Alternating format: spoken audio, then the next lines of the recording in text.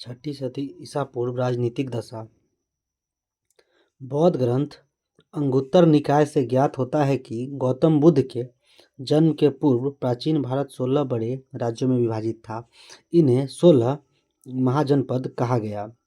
इस 16 महाजनपदों के नाम हैं कौशल, काशी, मगध, अंग, वज्जी, चेदी, मल्ल, वत्स, कुरु, पांचाल, मत्स्य, शूरसेन, कंबोज, अवंती, अस्सक यानी अस्मक तथा गांधार। जैन ग्रंथ भगवती सूत्र में भी इन 16 महाजनपदों के नाम मिलते हैं, किंतु इनमें कुछ नाम भिन्न दिए गए हैं। इनमें प्राप्त 16 महाजनपदों के नाम अंग, बंग, मलय, अक्ष, वक्ष यानी वत्स, मगध, मालव, कोच्छ, लाढ़, मोली, मल्ल, कौशल, काशी, पाढ़, संभुत्तर यानी समहोत्तर, अवाह एवं बज्जी बिहार के वर्तमान भागलपुर तथा मुंगेर के जिले अंग महाजनपद के अंतर्गत थे। इसकी राजधानी चंपा थी। महाभारत तथा पुराणों में इसका प्राचीन नाम मालिनी प्राप्त होता है। बुद्ध के समय भारत के 6 महानगरों में चंपा की गणना की जाती थी। महापरिनिर्वाण सूत्र में इन 6 महानगरों के नाम प्राप्त होते हैं। ये है चंपा, राजगृह, बनारस, साकेत, कौशाम्बी तथा श्रावस्ती। वैशाली के लिच्छवियों ने विश्व का पहला गणतंत्र स्थापित किया था। सूत निपात में वैशाली को मगधमपुरम कहा गया है। वैशाली बुद्ध काल का सबसे बड़ा तथा शक्तिशाली गणराज्य था। पुराणों के अनुसार मगध पर शासन करने वाला पहला राजवंश बृहदत्त वंश था। इस वंश के पहले राजा बृहदत्त का पुत्र जरासंध था, जिसने गिरिव्रज राजगृह को अपनी राजधानी बनाया। महाभारत के वन पर्व में राजगृह को जरासंध की राजधानी बताया गया है। बौद्ध ग्रंथों के अनुसार मगध का प्रथम प्रतापी शासक बिंबिसार था।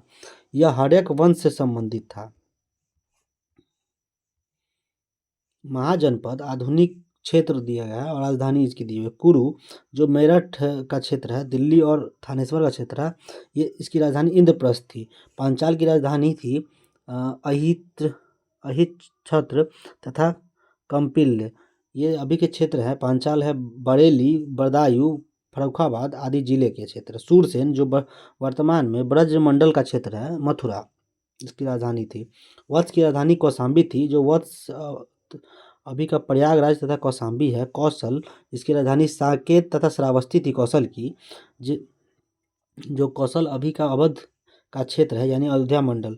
मल्ल जो अभी का कुशीनगर है, इसकी राजधानी कुशीनारा और पावा थी।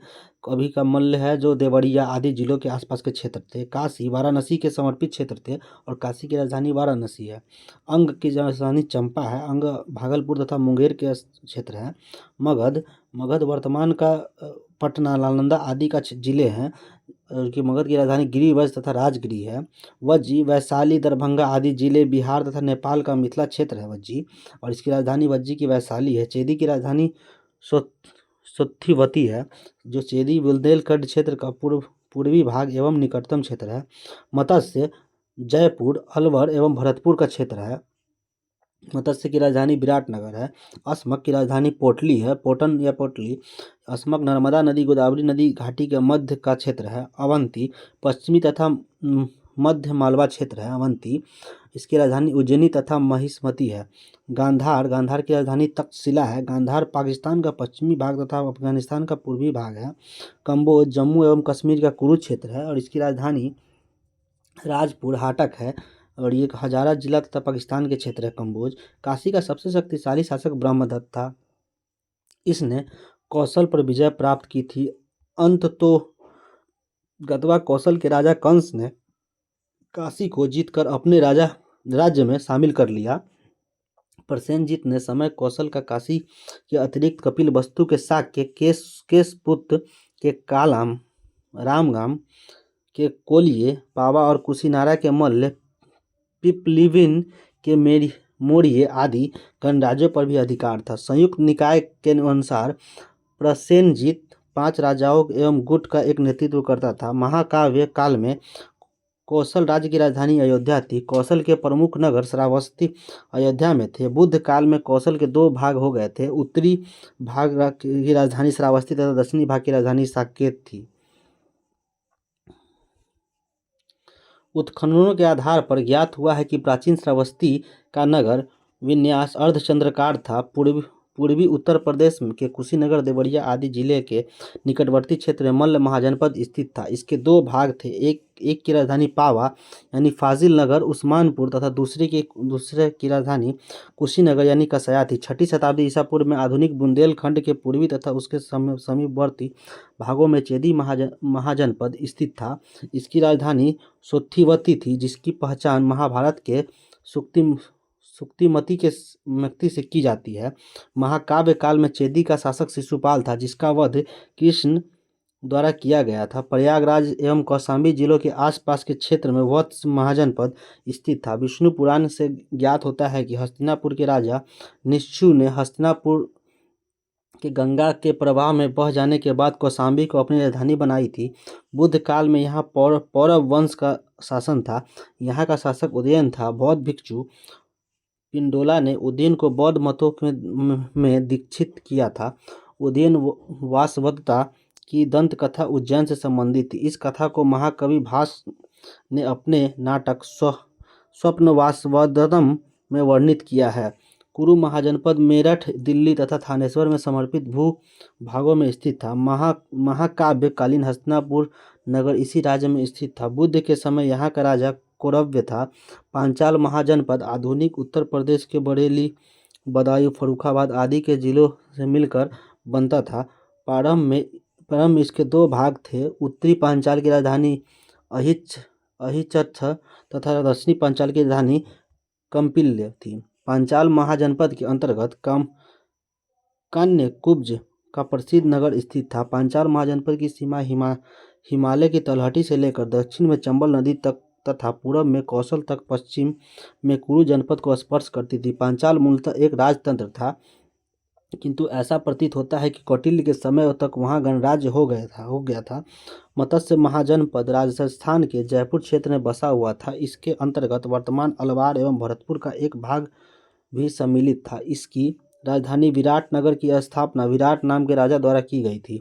सूरसेन महाजनपद आधुनिक ब्रज मंडल क्षेत्र में बसा हुआ था। इसकी राजधानी मथुरा थी।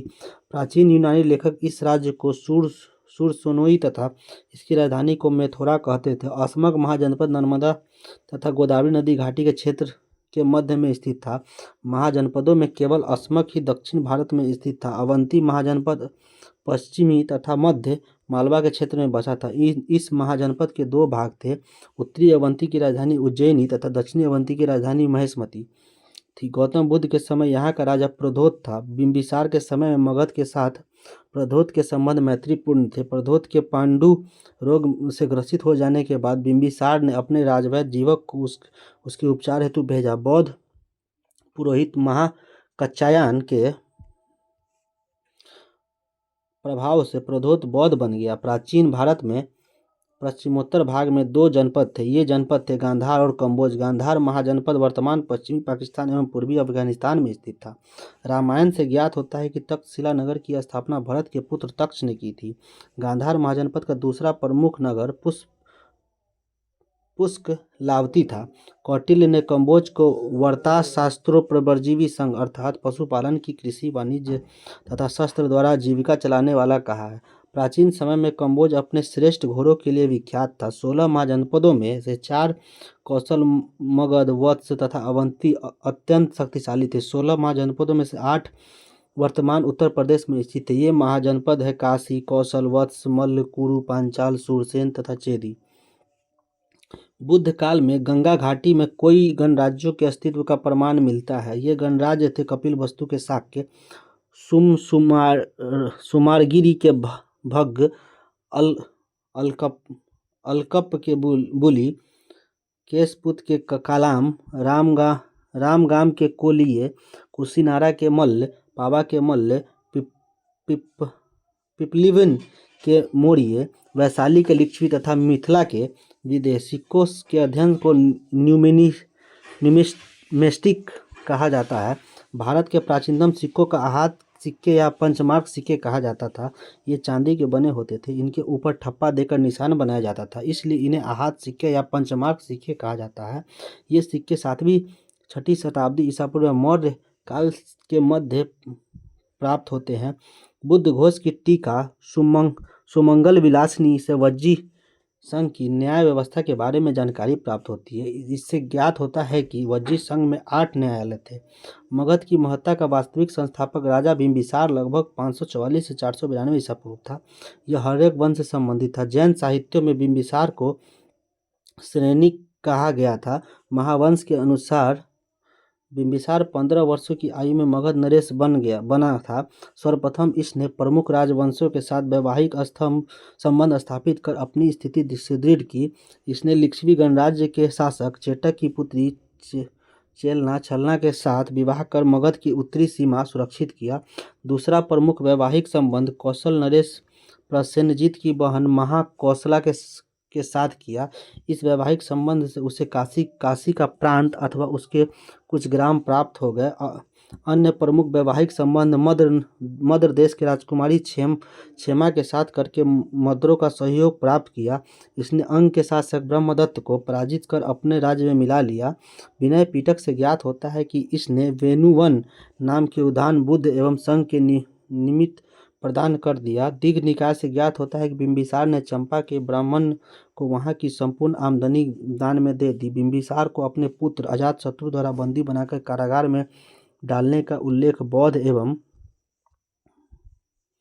जैन ग्रंथों में मिलता है। बिंबिसार की मृत्यु 492 ईसा पूर्व के लगभग हो गई। बिंबिसार के पश्चात इसका पुत्र कुनिक अजातशत्रु लगभग 492 से 460 ईसा पूर्व के नाम से मगध का शासक हुआ। वह अपने पिता के समान ही साम्राज्यवादी था। इसके शासक के प्रारंभिक वर्षों में मगध एवं कौशल राज्य के बीच संघर्ष शुरू हो गया, किंतु बाद में मगध के शासक अजातशत्रु तथा कौशल के शासक प्रसेनजीत के बीच संधि हो गई। प्रसेनजीत ने अपनी पुत्री वाजिरा का विवाह अजातशत्रु से करा दिया तथा पुनः काशी के ऊपर उसका अधिकार स्वीकार कर लिया। पाटलिपुत्र की स्थापना अजातशत्रु ने पाटलीग्राम में गंगा और सोन नदी के संगम पर एक किला बनाकर की थी। उदयन ने मगध साम्राज्य की राजधानी राजगृह से पाटलिपुत्र स्थानांतरित की। शिशुनाग वंश की स्थापना शिशुनाग द्वारा की गई। महावंश टीका में शिशुनाग को एक लिच्छवी राज्य की वैश्या पत्नी से उत्पन्न कहा गया। पुराणों के अनुसार यह क्षत्रिय था। अवंती की विजय शिशुनाग के लिए लाभदायक सिद्ध हुई। इससे मगध साम्राज्य की पश्चिमी सीमा मालवा तक पहुंच गई। इस विजय के पश्चात शिशुनाग का वत्स के ऊपर भी अधिकार हो गया, क्योंकि वह अवंती के अधीन था। अवंती और वत्स पर अधिकार हो जाने से पश्चिमी विश्व के साथ पाटलिपुत्र को व्यापार वाणिज्य के लिए नया मार्ग प्राप्त हो गया। शिशुनाग के वैशाली को अपनी राजधानी बनाई थी। शिशुनाग ने लगभग 412 से 394 ईसा पूर्व तक शासन किया। महावंश के अनुसार शिशुनाग की मृत्यु के पश्चात उसका पुत्र कालाशोक राजा बना। पुराणों में कालाशोक को काकवर्ण कहा गया है। कालाशोक ने अपनी राजधानी पुनः पाटलिपुत्र स्थानांतरित कर दिया। इसके शासनकाल में द्वितीय बौद्ध संगति का आयोजन वैशाली में हुआ। इस संगति में बौद्ध संघ दो संप्रदायों अस्थवीर तथा महासांघिक में विभाजित हो गए। वानभट्ट के हर्षचरित से ज्ञात होता है कि राजधानी के समीप घूमते किसी व्यक्ति ने कालाशोक की हत्या कर दी। महाबोधि वंश के अनुसार कालाशोक के 10 पुत्रों ने सम्मिलित रूप से लगभग 22 वर्षों तक शासन किया। कालाशोक के उत्तराधिकारियों का शासन 344 ईसा पूर्व के लगभग समाप्त हो गया।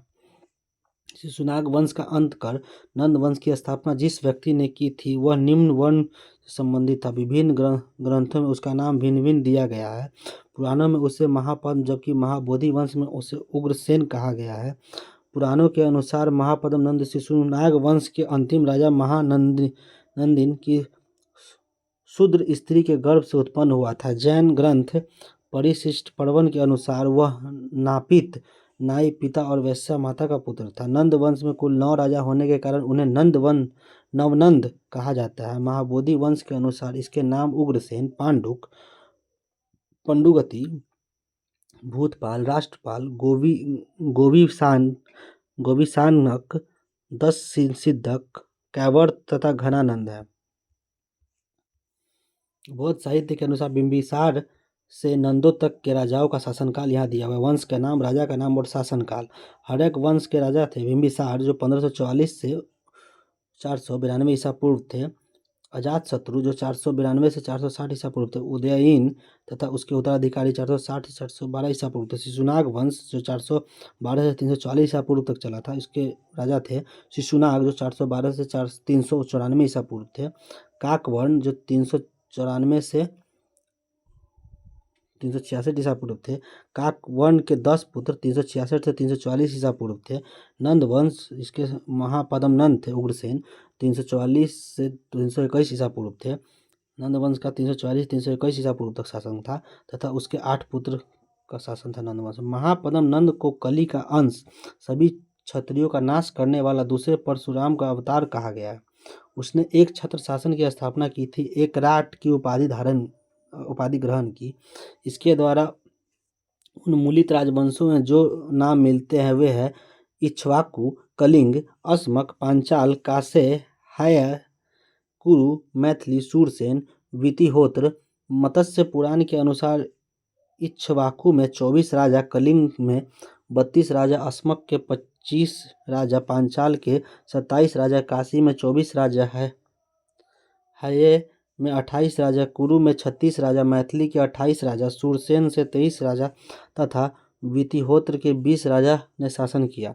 खारवेल के हाथी गुम्फा अभिलेख से उनके कलिंग विजय की सूचना प्राप्त होती है। नंद वंश का अंतिम राजा घनानंद था जो सिकंदर का समकालीन था। यूनानी लेखकों ने उसे अग्रमीज उग्रसेन का पुत्र कहा। जेनोफोन ने इसे बहुत धनाढ़ व्यक्ति बताया। तमिल और सिंहली ग्रंथों से भी उसकी अतुल संपत्ति की सूचना मिलती है। भद्रसाल उसका सेनापति था। घनानंद द्वारा जनता से बलपूर्वक धन वसूलने तथा छोटी छोटी वस्तुओं पर भारी कर लगाने के कारण जनता इसके विरुद्ध हो गई और चारों ओर घृणा एवं असंतोष वातावरण व्याप्त हो गया। इस स्थिति का लाभ उठाकर चंद्रगुप्त मौर्य ने चाणक्य से सहयोग से घनानंद की हत्या कर नंद वंश का अंत कर दिया। व्याकरणाचार्य पाणिनि महापद्म नंद के मित्र थे। वर्ष उपवन रुचि कात्यायन जैसे विद्वानों का जन्म नंद काल में ही हुआ था। नंद शासक जैन मत के पोषक थे। कल्पक नामक व्यक्ति जैन था। इसकी सहायता से महापद्म नंद ने समस्त क्षत्रियों का विनाश कर डाला। घनानंद के जैन अमात्य सकटाल तथा स्थूलभद्र थे। मुद्रा राक्षस से भी नंदों के जैन मतानुयायी होने की सूचना मिलती है। पुराणों के अनुसार बिंबिसार ने नंदों तक के राजाओं का शासनकाल यहाँ पे दिया। राजा का नाम और शासनकाल। शिशुनाग का शासनकाल था 40 वर्षों तक, कानवंश का 26, छोमधमनो 36, क्षेमजीत अथवा क्षत्रोजस का 24, बिंबिसार 28, अजातशत्रु 23, दर्शक 35, उदयीन 33, नंदीवर्धन 40, महानंदीन 43, महापद्म तथा उसके 8 पुत्रों 100 कुछ विद्वानों के अनुसार 40 वर्षों तक। प्रश्न कोश। भारत के प्राचीनतम प्राप्त सिक्के हैं, आंसर होगा चांदी के थे। भारत के प्राचीनतम प्राप्त सिक्के आहत सिक्के या पंचमार सिक्के थे जो मुख्यतः चांदी के बने थे। इसके ऊपर ठप्पा देकर निशान बनाए जाते थे, इसलिए उन्हें आहत सिक्के या पंचमार्क सिक्के कहा जाता है। निम्नलिखित में से कौन सा सही सुमेलित नहीं है? आंसर हो जाएगा बी। कौशल महाजनपद की राजधानी साकेत तथा श्रावस्ती थी। उत्तरी पांचाल की राजधानी अहिच्छत्र तथा दक्षिणी पांचाल की राजधानी काम्पिल्य थी। शेष सभी विकल्प सही सुमेलित है। इसका सीधा आंसर देख लेते हैं। सूची 1 को सूची 2 से मिलाइए। प्रधोत अवंती था। उदयन उदयन की राजधानी वत्स थी। प्रसेनजीत की राजधानी कौशल थी। अजातशत्रु मगध का था। चंड प्रधोत किस प्राचीन गणराज्य के राजा थे? आंसर हो जाएगा अवंती के राजा थे चंड प्रधोत अवंती का शासक था। बुद्ध काल में अवंती की राजधानी उज्जैन महिष्मती थी। बिंबिसार के समय में मगध के साथ चंड प्रधोत का संबंध मैत्रीपूर्ण था। एक बार प्रधोत ने पांडु रोग से ग्रसित होने पर बिंबिसार ने अपने राजवैद्य जीवक को उसके उपचार हेतु भेजा था। अवंती 6ठी शताब्दी ईसा पूर्व का प्रमुख राजतंत्रात्मक महाजनपद था। जबकि मूल प्रश्न में गणराज्य का उल्लेख हुआ है जो कि त्रुटिपूर्ण है। अभिलेखीय साक्ष्य से प्रकट होता है कि नंद राजा के आदेश से एक नहर खोदी गई थी। आंसर हो जाएगा कलिंग में। खारवेल के हाथी गुम्फा अभिलेख से नंद राजा महापद्म नंद की कलिंग विजय सूचित होती है। इसके अनुसार नंद राजा जिनसेन की एक प्रतिमा उठा ले गया तथा उसने कलिंग में एक नहर का निर्माण करवाया था। उज्जैन का प्राचीन काल में क्या नाम था? आंसर हो जाएगा अवंतिका। मध्य प्रदेश में स्थित उज्जैन को भारत में प्राचीन ऐतिहासिक नगरों में गिना जाता है। यह 16 महाजनपदों में से एक, अवंती की 2 राजधानियों में से एक थी। उत्तरी अवंती को राजधानी उज्जैनी थी तथा दक्षिणी अवंती की राजधानी महेशमती थी। पुराने में उज्जैन को अवंतिका भी कहा गया है। निम्नलिखित मानचित्रों में से प्राचीन भारत में पाए जाने वाले 16 महाजनपदों में से 4 दर्शाए गए हैं। ABCD इनके नाम पूछ रहे हैं, तो C इसका आंसर हो जाएगा। यानी मत्स्य, अवंती, वत्स और अंग। ये मत्स्य है, अवंती है, और ये वत्स और ये अंग है। प्रश्नगत मानचित्र में ABCD क्रम से मत्स्य है, अवंती है, वत्स तथा अंग महाजनपद दर्शाए गए हैं। मत्स्य महाजनपद राजस्थान प्रांत के जयपुर, अलवर तथा भरतपुर जिलों में निकटवर्ती क्षेत्रों में बसा था। इसकी राजधानी विराटनगर थी। पश्चिमी तथा मध्य मालवा के क्षेत्र में अवंती महाजनपद बसा हुआ था। इसके 2 भाग थे, उत्तरी अवंती राजधानी उज्जैनी तथा दक्षिणी अवंती राजधानी महेशमती। आधुनिक प्रयागराज तथा कौशाम्बी जिले प्राचीन काल में वत्स महाजनपद का निर्माण करते थे। कौशाम्बी इसकी राजधानी थी। बिहार के वर्तमान भागलपुर तथा मुंगेर के जिले अंग महाजनपद के अंतर्गत थे। चंपा इसकी राजधानी थी। प्राचीन नगर जो महाभारत और महाभाष्य दोनों में उल्लेखित है। आंसर हो जाएगा इसका, देख लेते हैं इधर। माध्यमिक नगरी राजस्थान भारत में चित्तौड़गढ़ के निकट एक प्राचीन नगर था।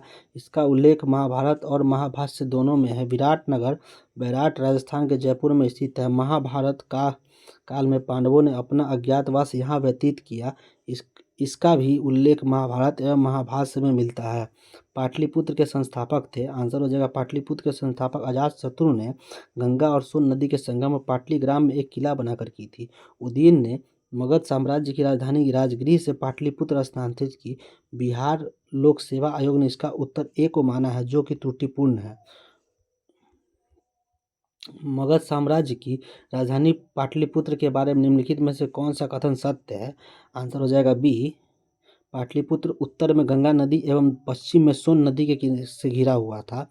प्राचीन पाटलिपुत्र आधुनिक पटना उत्तर में गंगा नदी तथा पश्चिम में सोन नदी से घिरा हुआ था। पाटलिपुत्र को किस शासक ने सर्वप्रथम अपनी राजधानी बनाया था? पाटलिपुत्र की स्थापना गंगा एवं सोन नदी के संगम पर हर्यक वंशीय शासक अजातशत्रु ने की थी एवं सर्वप्रथम उदयन ने राजधानी राजगृह से पाटलिपुत्र स्थानांतरित की थी। निम्नलिखित में से किस राजा ने पाटलिपुत्र बसाया था? इसका आंसर हो जाएगा अजातशत्रु। किस शासक द्वारा सर्वप्रथम पाटलिपुत्र का राजधानी के रूप में चयन किया गया था? आंसर हो जाएगा उदयन द्वारा। प्राचीन काल में गंगा के दक्षिण क्षेत्र में को क्या कहा जाता था? आंसर हो जाएगा उपयुक्त में से कोई नहीं। प्राचीन काल में गंगा के दक्षिण क्षेत्र को मगध के नाम से जाना जाता था। तक्षशिला सिंधु और झेलम नदी के बीच स्थित था। चोल गोदावरी नदी के दक्षिण में स्थित था तथा अनर्त प्राचीन भारत में वैदिक कालीन एवं साम्राज्य था। उदयन वासवदत्ता की दंत कथा संबंधित है। आंसर हो जाएगा उज्जैन से। उदयन वासवदत्ता की दंत कथा उज्जैन से संबंधित है। इस कथा को महाकवि भास ने अपने नाटक वासवदत्तम में वर्णित किया है। इस नाटक में वत्स नरेश उदयन तथा अवंती नरेश प्रद्योत की पुत्री वासवदत्ता की प्रेम कथा का वर्णन है। यह कथा उस समय की है जब उदयन उज्जैनी के कारागार में कैद था। दिए गए प्रश्न में उदयन से तात्पर्य वत्सराज उदयन से है। प्रथम मगध साम्राज्य का उत्कर्ष किस शताब्दी में हुआ था? आंसर हो जाएगा भी ईसा पूर्व 6ठी शताब्दी में। प्रथम मगध साम्राज्य का उत्कर्ष ईसा पूर्व 6ठी शताब्दी में हुआ था। इस साम्राज्य का महत्ता का वास्तविकता संस्थापक राजा बिंबिसार लगभग 544 से 492 ईसा पूर्व था। वह हर्यक वंश से संबंधित था। निम्नलिखित में से कौन सा एक ईसा पूर्व 6ठी शताब्दी में प्रारंभ में भारत का सर्वाधिक शक्तिशाली नगर राज्य था? आंसर हो जाएगा डी मगध। ईसा पूर्व 6ठी शताब्दी के प्रारंभ में मगध भारत का सर्वाधिक शक्तिशाली नगर राजा था। कई जातकों में इसके समकालीन शहरों की अपेक्षा इसकी समृद्धि एवं संपन्नता का साक्ष्य मिलता है। मगध की कौशल, अंग और काशी के साथ लंबी प्रतिद्वंद्विता थी। इसमें सर्वोच्चता के लिए लंबा संघर्ष चला और अंततः मगध सफल रहा। प्रारंभिक गणतंत्र में कौन सा सही नहीं था? आंसर हो जाएगा सी योधे। बुद्ध काल में गंगा घाटी में कई गणराज्यों के अस्तित्व के प्रमाण मिलते हैं, जो इस प्रकार है। कपिल वस्तु के शाक्य, सुमारगिरी के भग्ग, अलकप के बुली, केशपुत के कालाम, रामगाम के कोलिये, कुशीनारा के मल्ल, पावा के मल्ल, पिपलिव के मौर्य, वैशाली के लिच्छवी तथा मिथिला के विदेह। अतः प्रारंभिक गणतंत्र की सूची में योधे का उल्लेख प्राप्त नहीं होता है। विश्व का पहला गणतंत्र वैशाली में किसके द्वारा स्थापित किया गया था? आंसर हो जाएगा लिच्छवी। वैशाली के लिच्छवियों ने विश्व का पहला गणतंत्र स्थापित किया था। वैशाली बुद्ध काल का सबसे बड़ा तथा शक्तिशाली गणराज्य था। लिच्छवी वज्जी संघ में सर्वप्रमुख थे। ईसा पूर्व 6ठी सदी में विश्व की प्रथम गणतंत्रात्मक व्यवस्था कहाँ थी? आंसर हो जाएगा वैशाली। निम्नलिखित में से कौन सा युग्म उपयुक्त जोड़ी है? आंसर हो जाएगा डी, चेटक लिच्छवी। ये सही है। राजा चेटक लिच्छवी गणराज्य के राजा थे। इनकी पुत्री चेलना का विवाह मगध नरेश बिंबिसार से हुआ था। लिच्छवी वज्जी संघ में सर्वप्रमुख थे। 6ठी शताब्दी ईसा पूर्व में 16 महाजनपदों के विषय में निम्नलिखित में से किस बौद्ध ग्रंथ में सूचना मिलती है? आंसर हो जाएगा डी, अंगुत्तर निकाय। बौद्ध ग्रंथ अंगुत्तर निकाय में 6ठी शताब्दी ईसा पूर्व में 16 महाजनपदों की सूचना मिलती है, जो इस प्रकार है: अंग, मगध, काशी, कौशल, वज्जी, मल्ल, चेदी, वत्स, कुरु, पांचाल, मत्स्य, सुरसेन, अस्मक, अवंती, गांधार, कंबोज। जैन ग्रंथ भगवती सूत्र में 16 महाजनपदों की सूची मिलती है। 16 महाजनपदों की सूची उपलब्ध है। आंसर हो जाएगा बी, अंगुत्तर निकाय में। निम्नलिखित में से कौन एक बौद्ध ग्रंथ 16 महाजनपदों का उल्लेख करता है?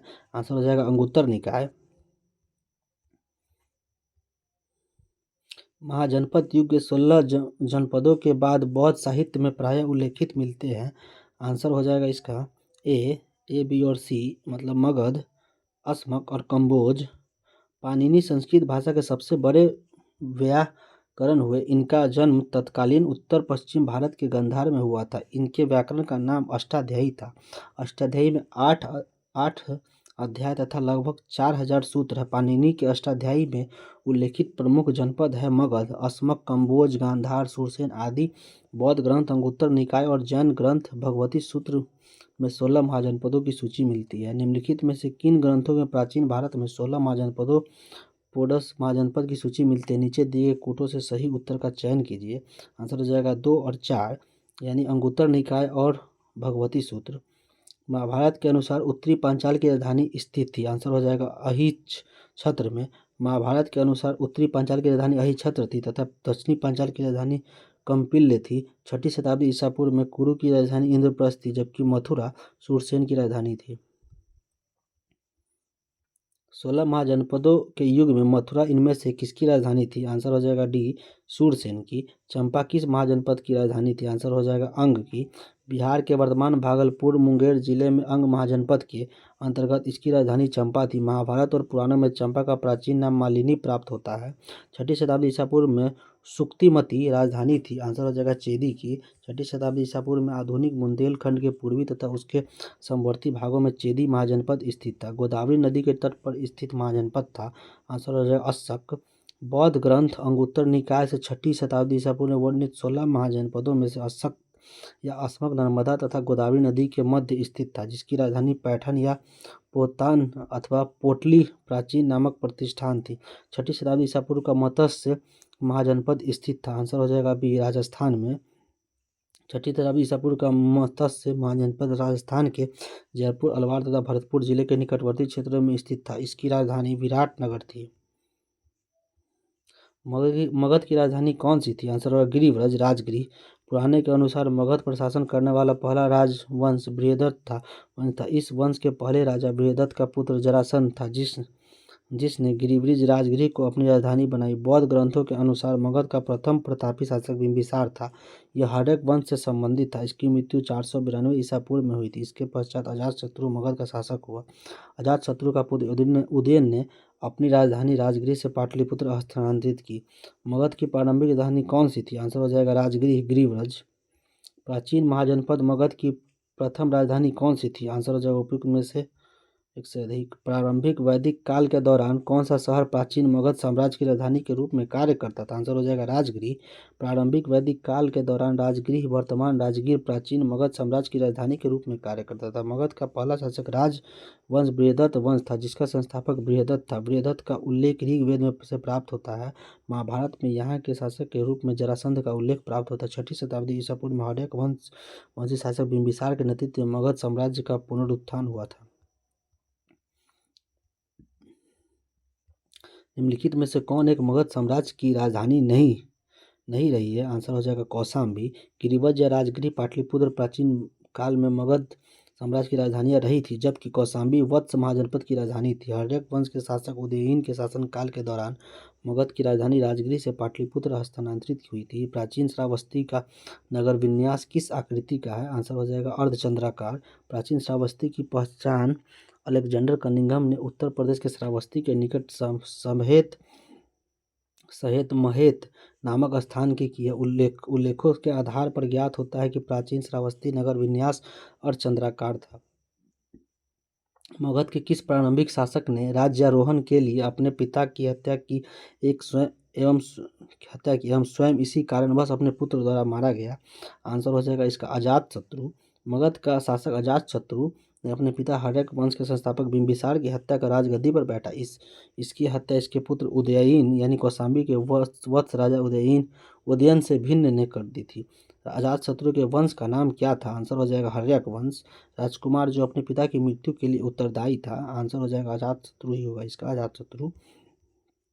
किसने मगध साम्राज्य के वज्जी गणराज्य को हराकर आत्मसात किया था? आंसर हो जाएगा अजातशत्रु।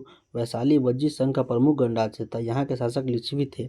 बिंबिसार के समय से यहाँ मगध एवं वज्जी संघ में मनमुटाव था, जो अजातशत्रु के समय संघर्ष में बदल गया। निर्यावली सूत्र से ज्ञात होता है कि उस समय लिच्छवीगण का प्रधान चेटक था। उसने 9 लिच्छवियों, 9 मल्लों तथा 18 गणराज्य यानी काली कौशल के एकत्र करने मगध नरेश के विरुद्ध एक सम्मिलित मोर्चा तैयार किया। भगवती सूत्र से ज्ञात होता है कि अजातशत्रु इन सबका विजेता था। अजातशत्रु ने कूटनीति से काम लिया। पाटलिग्राम में उसने सुदृढ़ दुर्ग का निर्माण करवाया। तत्पश्चात उसने अपने मंत्री वत्साकार को भेजकर वज्जी संघ में फूट डलवा दी। फलस्वरूप वे परस्पर लड़ने लगे और उनका संगठन कमजोर हो गया। अंततोगत्वा अजातशत्रु ने आक्रमण करके लिच्छवियों को पराजित किया और उनका भूभाग मगध साम्राज्य में मिला लिया। मालवा क्षेत्र पर मगध की सत्ता का विस्तार निम्नलिखित में से किसके शासनकाल में हुआ था? आंसर हो जाएगा शिशुनाग के। पुराणों के अनुसार मगध नरेश शिशुनाग के अवंती मालवा क्षेत्र को जीतकर मगध साम्राज्य को मिला लिया था। मगध के नंद वंश का संस्थापक कौन था? आंसर हो जाएगा महापद्म नंद। मगध पर शिशुनाग वंश के पश्चात नंद वंश का वर्चस्व स्थापित हुआ। नंद वंश का संस्थापक महापद्म नंद अथवा उग्रसेन था। पुराणों में महापद्म नंद को सर्वत्रांतक और अपरोपरशुराम कहा गया है। मगध का कौन सा सम्राट परशुराम के नाम से जाना जाता है? आंसर हो जाएगा महापद्म नंद। वाराणसी को निम्नलिखित में से किसने अपनी द्वितीय राजधानी बनाया है?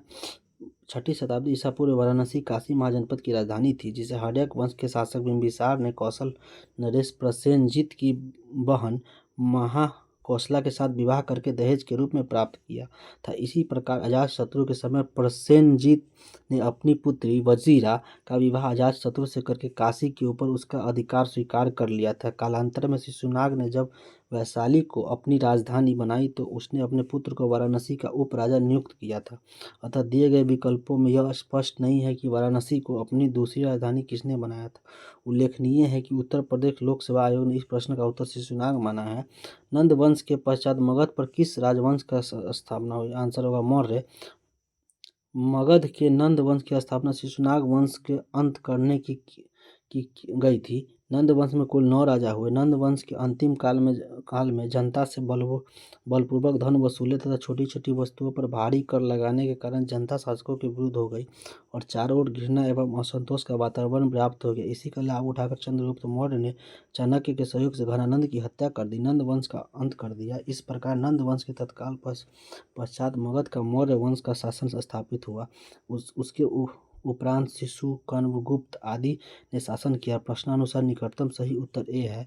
राजा नंद का उल्लेख करने वाला अभिलेखीय प्रमाण है। 48 का आंसर ए हो जाएगा। खारवेल का हाथी गुम्फा अभिलेख है।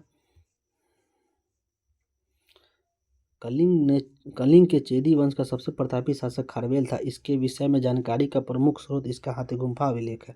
नंद वंशीय शासक महापद्म नंद द्वारा कलिंग में नहर खुदवाए जाने का उल्लेख इस अभिलेख में किया गया है, अर्थात यह नहरों की जानकारी देने वाला प्रथम अभिलेखीय साक्ष्य है। निम्नलिखित मगध राजवंशों को काल अनुसार व्यवस्थित कीजिए। आंसर हो जाएगा बी इसका 4-1-3-2, यानी हर्यक वंश पहले था, उसके बाद एक नंद वंश, हर्यक वंश के बाद नंद वंश के बाद आया मौर्य, मौर्य के बाद शुंग वंश। हर्यक वंश 544 से 412 ईसा पूर्व था, नंद वंश 344 से 321 ईसा पूर्व था, मौर्य वंश 321 से 144 ईसा पूर्व था और शुंग वंश 184 से 175 ईसा पूर्व था।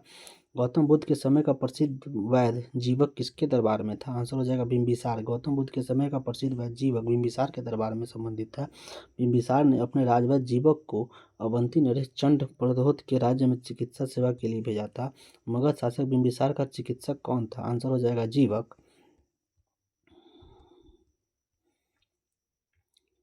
निम्नलिखित ए और बी को पढ़े, नीचे दिए कूटों में सही को इसका आंसर सीधा देख लेते हैं। बी, ए और बी दोनों सही है, पढ़ लेते हैं। विश्व के सभी भागों में ईसवी पूर्व 6ठी शताब्दी का एक महान धार्मिक उथल पुथल का काल था। ठीक है।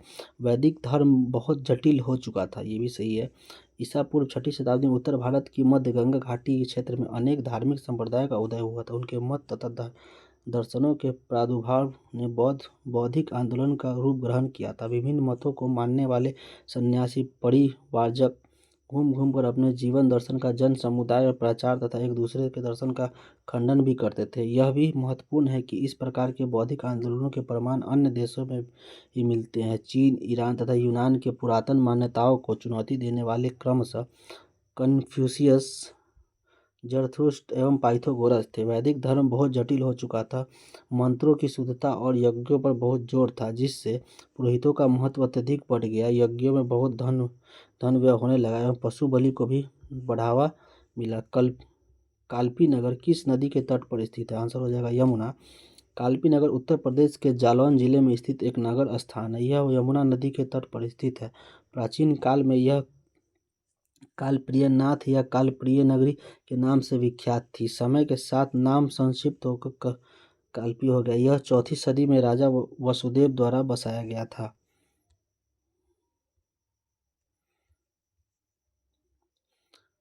उत्तर प्रदेश के प्राचीन जनपद और इसकी राजधानी कुरु इंद्रप्रस्थ की राजधानी थी। इसकी राजधानी इंद्रप्रस्थ है। पांचाल की अहिच्छत्र थी। कौशल की सांकेत थी। वत्स की कौशाम्बी थी। और ये आगे इसकी राजधानी देख लेते हैं। मत्स्य महाजनपद की राजधानी विराटनगर थी। कुरु की इंद्रप्रस्थ थी। सूरसेन की मथुरा थी। अस्मक का पोतन था।